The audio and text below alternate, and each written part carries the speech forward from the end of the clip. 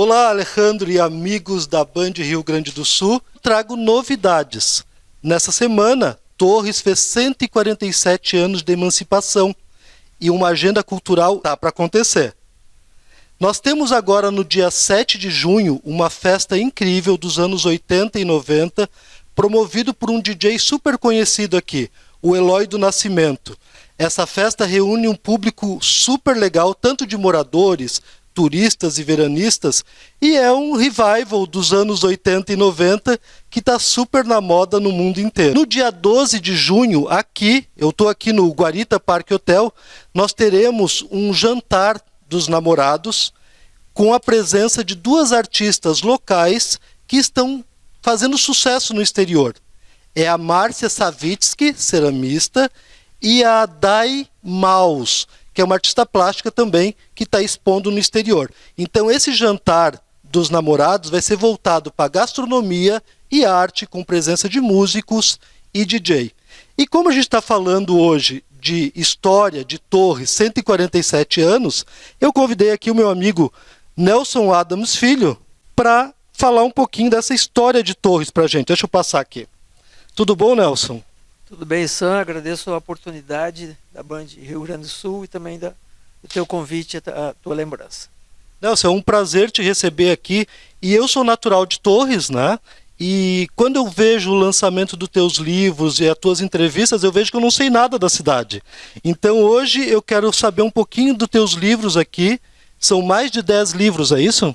Sim, são 14 livros já, dos quais eu tenho 6 destinados à coleção História Torres, onde eu abordo o nascimento das torres, né? A história geológica de Torres, depois a história de Torres dos povos originários, que serão nossos indígenas, né? E depois a chegada do homem branco e do colonizador europeu aqui.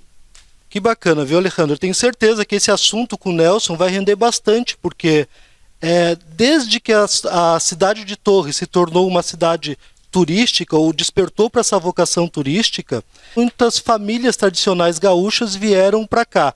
E essa transição da agricultura para o turismo aconteceu mais ou menos quando, Nelson? Mais ou menos na virada de 1900, por aí, principalmente com o José Antônio Picoral, que era natural da colônia São Pedro, hoje município de Dom Pedro de Alcântara, e que vai implantar o turismo em Torres. É porque até 1920, 1918, Torres era uma localidade agrícola, assim como todo o litoral.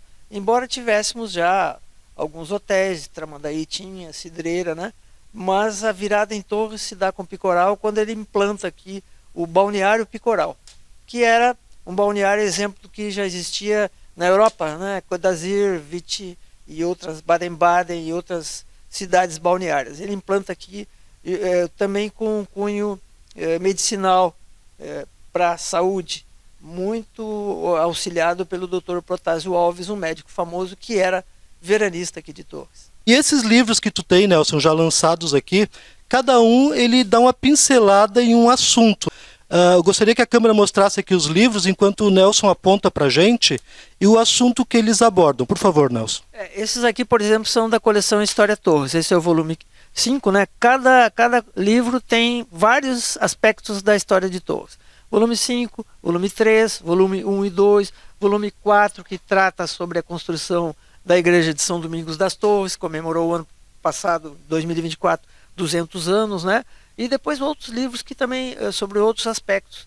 Eu tenho, por exemplo, sobre a Guerra Cisplatina, né? Sobre a independência do Brasil, a data real da independência do Brasil, que não foi 7 de setembro, mas sim 12 de outubro, piratas e corsários, canibalismos aqui na nossa região, né, sul. E, por fim, esse livro que eu lancei junto com a Guerra Cisplatina, que é a história de Torres para criança, juntamente com o Paulo Henrique Lang, que é um ilustrador, e que a gente busca atrair o público infantil através do pai, da mãe, da tia, do avô, né, da avó, para que conheçam um pouco da história de Torres.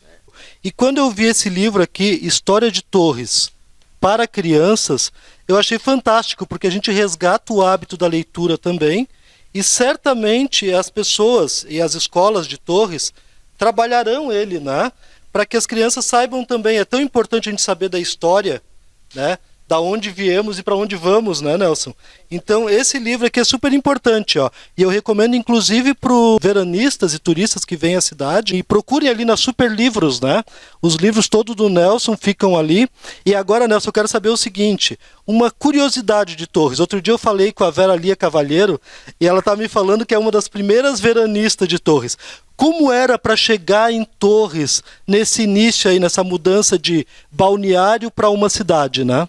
Bom, não vamos dizer que é da época da Vera Lia, porque nós vamos voltar muito no tempo, né? A Vera Lia é uma grande amiga, né? E a família dela é tradicional, né?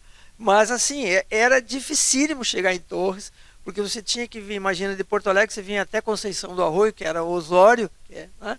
E depois passa a ser Osório. Dali você pegava um vaporzinho, né? Pela Lagoa da Itapeva, vinha pela Lagoa da Itapeva e descia aqui, ou mais ou menos hoje, onde é Dom Pedro de Alcântara, ali na BR-101.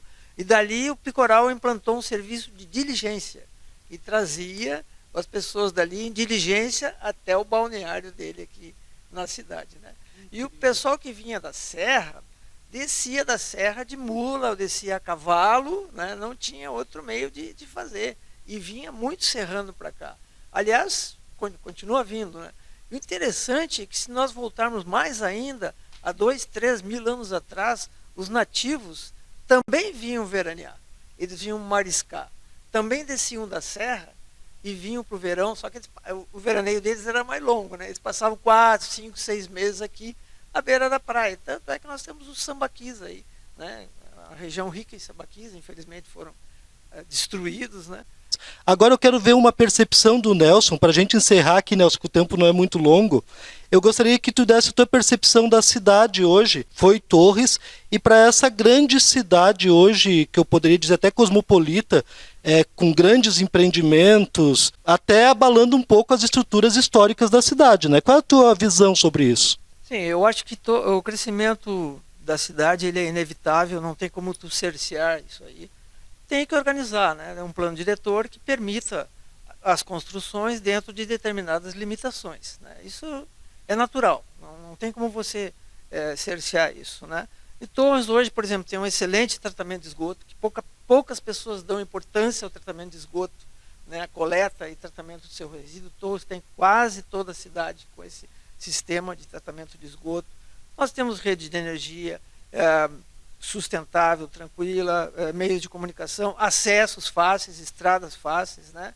Torres é um polo hoje. Nós temos vários campos universitários aqui, né? Mas assim, para ver que nesse lado educacional nós somos bem servidos.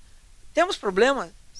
Temos problemas, mas Torres é um local paradisíaco para se morar. Eu adoro Torres. Eu nasci aqui, morei muito tempo fora, no eixo Rio, São Paulo até, fora do país, e desde a pandemia retornei para cá. Agora na enchente voltei novamente e sou muito feliz de viver aqui, porque a gente realmente tem, eu sempre digo para as pessoas que Torres hoje é uma cidade que tem tudo. Raramente tu precisa ir a Porto Alegre para resolver alguma coisa. Nelson, muito obrigado pela tua presença. Tenho certeza que o nosso telespectador aqui, Alejandro, tu vai ter que vir para Torres para conversar com o Nelson e quem sabe até fazer um programa especial aqui sobre essa história toda da cidade que está fazendo 147 anos de emancipação política e administrativa. É isso, professor? Isso, agradeço a oportunidade. E a história de Torres é linda, é fantástica e é riquíssima, né? Vamos compartilhar isso.